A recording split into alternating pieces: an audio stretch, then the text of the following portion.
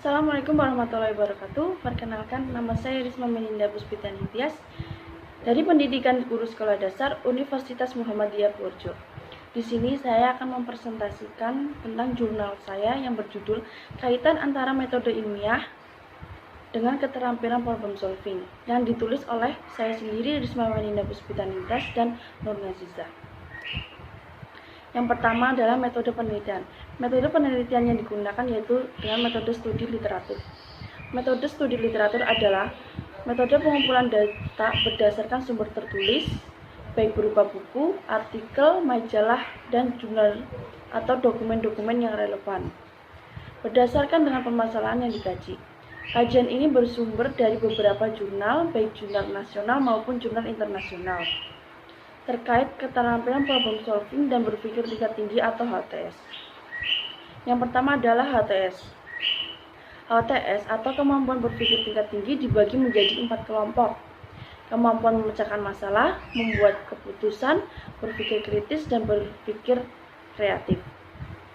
HTS dalam taksonomi Bloom berdasarkan masukan 3 tahap level tersebut adalah analisis, sintesis, dan evaluasi. Dalam konteks mempelajari sains, melatih siswa untuk berpikir tingkat tinggi dan dapat memberikan stimulasi bagi siswa. Meningkatkan kemampuan berpikir tingkat tinggi telah menjadi salah satu prioritas utama dalam pembelajaran sains. Seperti yang diharapkan, Daya Saing Inti Kurikulum 2013 menjelaskan bahwa peserta didik diharapkan mampu memahami, menerapkan, dan menganalisis fakta, konsep, prosedur, dan pengetahuan metakognitif berdasarkan keingintahuan terhadap pembelajaran IPA. HOTS adalah sejenis kemampuan berpikir yang tidak hanya membutuhkan keterampilan menghafal, tetapi juga keterampilan lain yang lebih tinggi. Indikator pengukuran HOTS meliputi analisis atau C4, evaluasi atau C5, dan Kreton atau C6. Yang kedua adalah problem solving. Problem solving merupakan model pembelajaran yang menuntut siswa untuk berpikir pada tingkat yang lebih tinggi untuk mengembangkan keterampilan pemecahan masalah yang terkait dengan topik di dalam dan di lingkungan. Problem solving identik dengan masalah nyata dan pemahaman substantif. Siswa diharapkan bisa mengembangkan keterampilan pemecahan masalah dan jadilah siswa yang mandiri. Idealnya, siswa secara bertahap akan mampu menemukan masalah secara mandiri. Siswa secara bertahap akan dapat menemukan masalah secara mandiri untuk memberikan pengalaman sehingga siswa dapat menyelesaikan masalah tersebut. Kebaikan atau keuntungan dalam penerapan problem solving.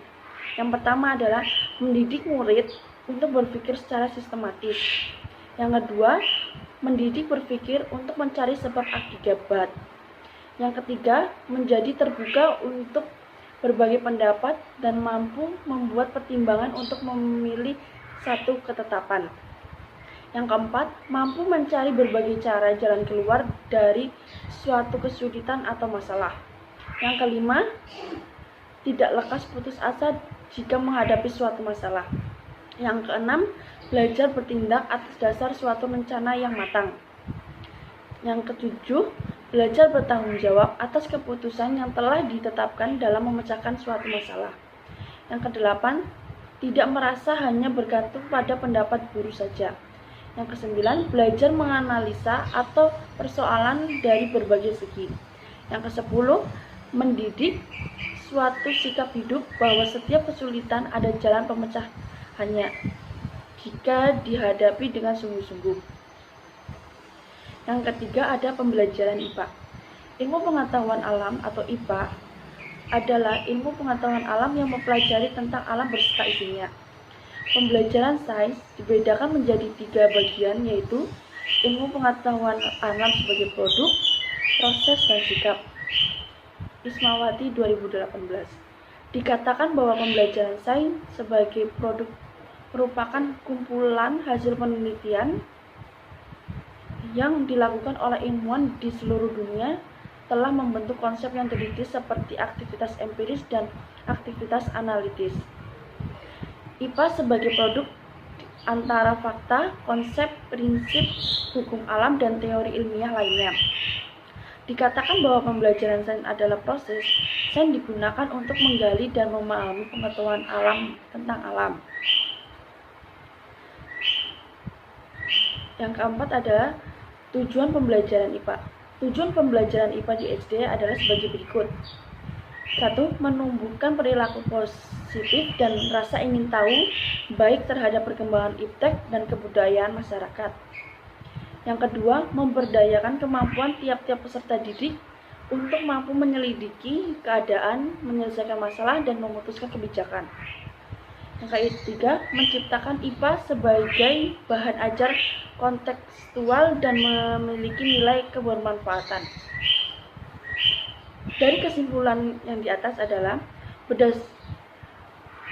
bahwa penerapan problem solving dapat meningkatkan hasil belajar IPA.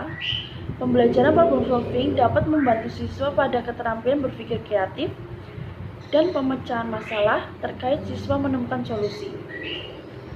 Uraian dari solusi tersebut, kemudian pengembangan yang sesuai dengan permasalahan yang dipaparkan, serta menemukan solusi yang baru, yang berarti solusi yang belum pernah ada sebelumnya.